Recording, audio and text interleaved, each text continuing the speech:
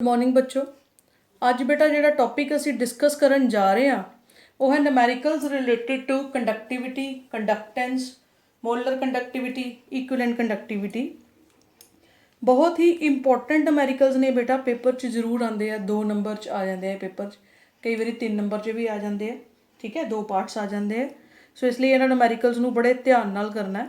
बहुत ही easy numericals ने, formula ਲਗਾ ਕੇ ਸਿੱਧੇ ਆਨਸਰਸ ਆ ਜਾਣੇ ਆ। ਅਗਰ ਤੁਹਾਨੂੰ ਫਾਰਮੂਲਾ ਲਰਨਡ ਹੈ ਤਾਂ ਨਿਊਮੈਰੀਕਲ ਤੁਸੀਂ ਬੜੇ ਆਸਾਨੀ ਨਾਲ ਨਿਕਾਲ ਸਕਦੇ ਹੋ। ਸੋ ਇਹ ਨਿਊਮੈਰੀਕਲਸ ਕਰਨ ਤੋਂ ਪਹਿਲਾਂ you have to revise and learn all the ਫਾਰਮੂਲਾਸ।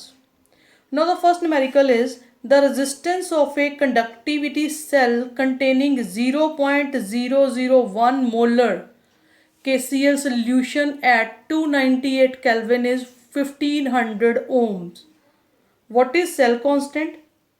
If conductivity of 0.001 molar KCl solution at 298 Kelvin is 0.146 into 10 the power minus 3 Siemens centimeter inverse. So बेटा सब तो जरूरी है कि ਤੁਹਾਨੂੰ ਪਤਾ ਹੋਣਾ ਚਾਹੀਦਾ what is given and what is to be find out. So ਸਾਨੂੰ ਕੀ ਦਿੱਤਾ ਹੋਇਆ ਹੈ, resistance ਦਿੱਤੀ ਹੋਈ ਹੈ, ਠੀਕ ਹੈ, ਔਰ ਸਾਨੂੰ concentration ਦਿੱਤੀ ਹੋਈ ਹੈ, ਓਕੇ, ਔਰ ਸਾਨੂੰ find ਕਰਨ ਨੂੰ ਕੀ ਕਿਹਾ ਹੈ, cell constant. सो बेटा सेल कॉन्स्टेंट का फॉर्मूला की है, kappa upon conductance, conductivity upon conductance. यह तुसी लर्न कर लेने जी स्टार दा फॉर्मूला है सेल कॉन्स्टेंट दा, कैपा अपॉन कंडक्टेंस और लेंथ अपॉन एरिया। ठीक है बेटा जी। नाउ सेल कॉन्स्टेंट किस तरह कड्डांगे? कैपा सानू दिता है, यस इट इज़ गिवन।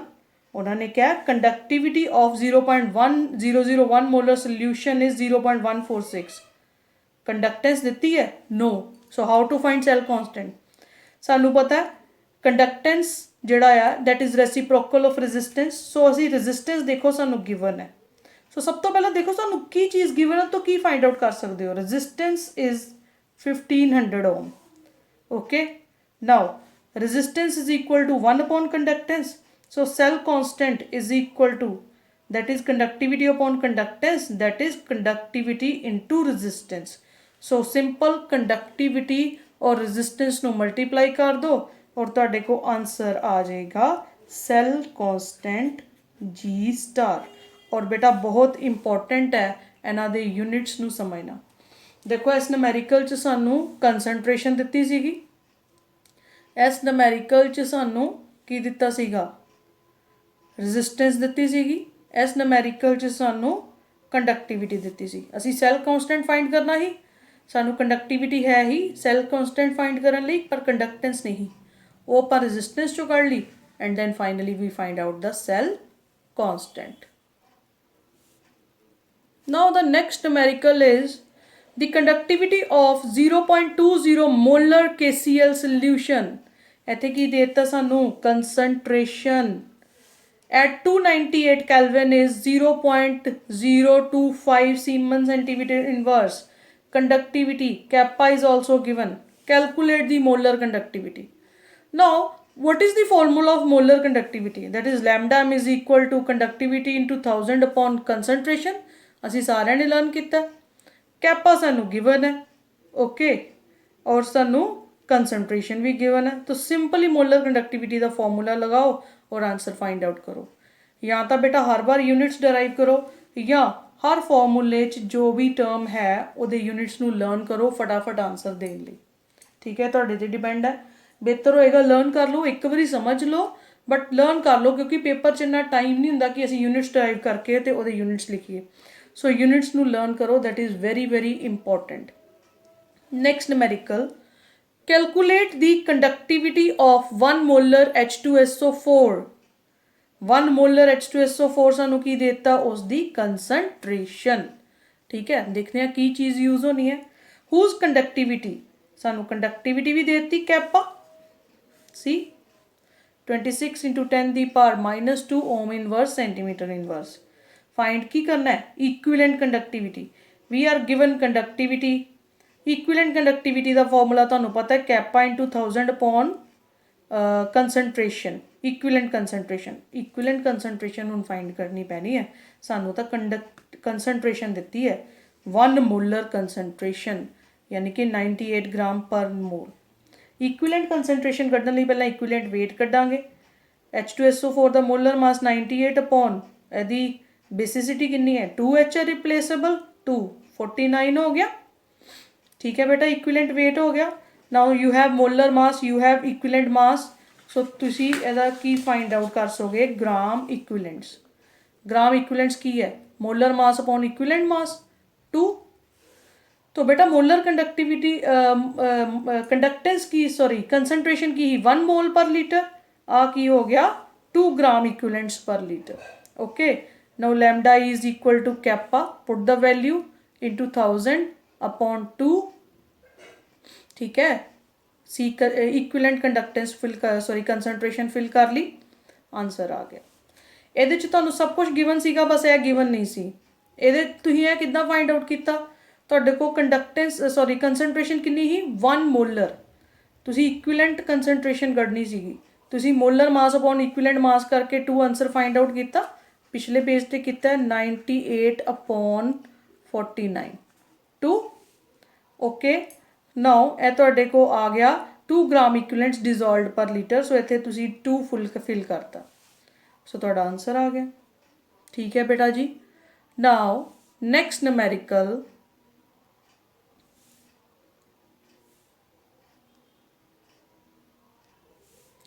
देखो 0.05 मोलर NaOH सोल्यूशन आ की देता तुहानू concentration 0.05 molar offered A resistance of 31.6 ओम तुहानू रेजिस्टेंस देती R in a conductivity cell at 298 Kelvin.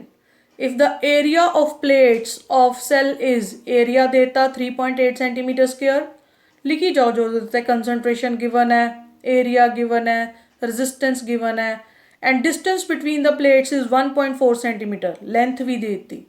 Calculate the molar conductivity of sodium hydroxide concentration given है R गिवन है A given है L given है lambda at found out करना है lambda M kappa in 2000 upon C we are not given kappa so पहला cell constant तो L ते A given है देखो सेल कांस्टेंट के फॉर्मूले की है लेंथ अपॉन टाइम तो कंडक्टिविटी अपॉन कंडक्टेंस या कंडक्टिविटी इनटू रेजिस्टेंस सानू इत्थे कैपा चाहिए लेंथ अपॉन A कर लो। ठीक है बेटा जी लेंथ अपॉन A तो सेल कांस्टेंट आ गया ठीक है पर सानू सेल कांस्टेंट तो चाहिए ही नहीं है सानू चाहिए कैपा सो सेल कांस्टेंट के 2 फॉर्मूले लगा लो L upon A K into R given है L upon A into 1/R kappa की वैल्यू आ गई है देखो सानू चाहिए सी लैम्डा एम वो कैपा यूज होना ही we are not given kappa so असी सेल कांस्टेंट का फॉर्मूला लगा के क्योंकि सानू L A ते R गिवन है तो L/A is equal to KR 2 formulas नू इक्वेट करके R कढ़ लो सॉरी K कढ़ लो तो इत्थे पुट कर दो lambda M is equal to this is kappa you have find out kappa की वैल्यू पुट करो इंटू 1000 अपॉन कंसनट्रेशन देखो गिवन है 0.05 molar so put the values here kappa तुसी सेल कांस्टेंट तो फाइंड किया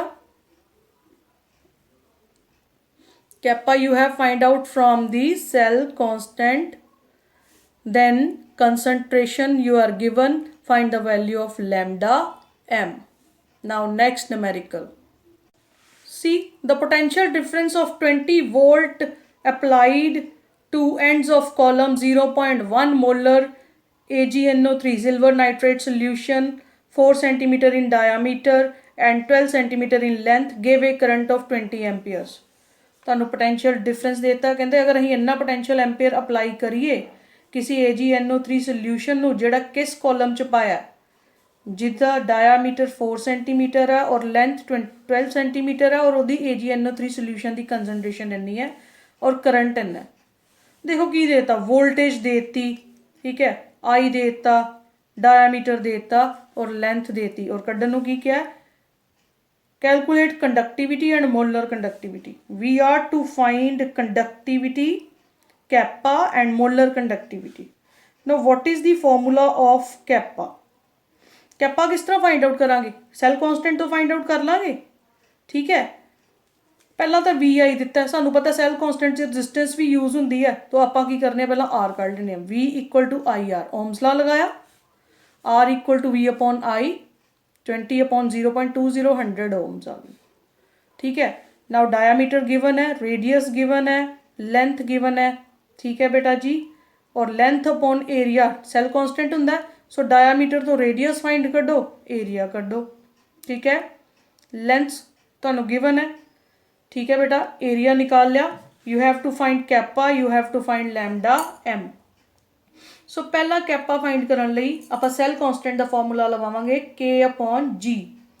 आर साडे को है के इंटू आर कर लो, G star is equal to K into R. So what is K, G star upon R, resistance आप उत्ते फाइंड कर लीए। जी स्टार आप किस तरह फाइंड करांगे, लेंथ अपॉन एरिया करके, एरिया असीं उत्ते कड्ढे डायामीटर तो। So this is G star, find out kappa. K is equal to G star, this value into over R, this value, this is your kappa, this is your conductivity. Now you have to find molar conductivity, that is C, kappa into 1000 upon C। kappa की value देखो 9.55 into 10 की power -3 into 1000 upon C, 0.1 molar solution दिता होया देखो। So find out के। इस नमैरिकल च बेटा एक बार फिर तो सुन लो, तुहानू की दिता, तुहानू वोल्टेज देती, करंट देता, आर फाइंड कर लिया, तुहानू लेंथ देती, डायामीटर देता। डायामीटर तो तुसी की कढोगे, रेडियस और एरिया, क्योंकि length upon area is cell constant. Cell constant find कर लिया, नाउ कैपा फाइंड करना। तो सैल कॉन्स्टेंट का ते आर का ते कैपा का की रिलेशन है, जी star is equal to K into are. Ji star तुसी फाइंड कर लोगे लेंथ अपॉन एरिया दे नाल। ठीक है, आर तुसी फाइंड कर लिया, कैपा कढ लो। एक बार तुहाडे कोल कैपा आ गया तो फिर तुसी लैम्डा एम कढना, that is kappa into 1000 upon concentration. Kappa की वैल्यू पुट करो, कंसनट्रेशन है 0.1 मोलर AgNO3 दिता होया है into 1000 and write the units also. Units नहीं लिखोगे तो मार्क्स नहीं मिलेंगे बेटा। इस तरह के नमैरिकल्स बहुत आसान है। रिलेटिड नमैरिकल मैं तुहानू सेंड कर देनी है, सॉल्व करो और मैनू सेंड करो। Good luck.